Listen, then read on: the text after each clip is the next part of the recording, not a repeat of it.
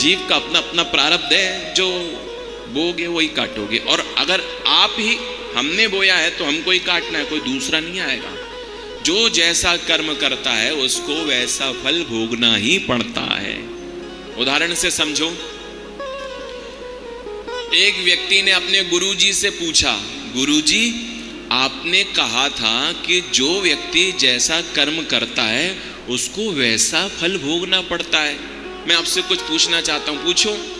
बोले गुरुजी मैं जा रहा था, रास्ते में तो मैंने बड़ा सुंदर एक आम का पेड़ देखा, आगे बताओ।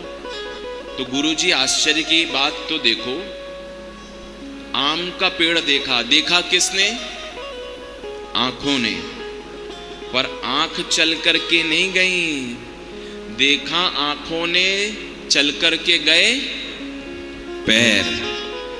देखा आंखों ने, चल करके गए पैर। पर आम को पैरों ने नहीं तोड़ा, किसने तोड़ा? हाथ ने। देखा आंख ने, चलकर गए पैर, तोड़ा हाथों ने। पर उस आम को हाथ ने नहीं खाया, किसने खाया? मुंह ने। देखा आंखों ने, चलकर गए पैर, तोड़ा हाथों ने, खाया मुंह ने। पर आश्चर्य और देखिए, उस आम को मुंह ने नहीं रखा, उस आम को किसने रखा?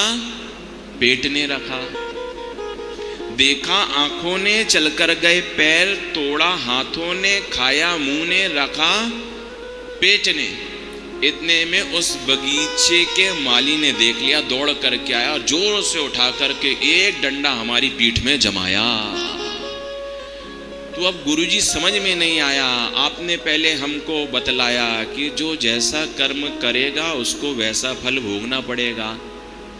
देखा जब आंखों ने, देखा आंखों ने, चलकर गए पैर, तोड़ा हाथों ने, खाया मुंह ने, रखा पेट ने और पिटे पीठ।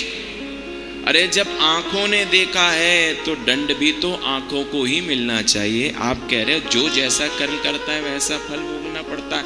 कर्म किया आंखों ने और पिट कौन रहा है? पीठ। पीठ पिट रही है।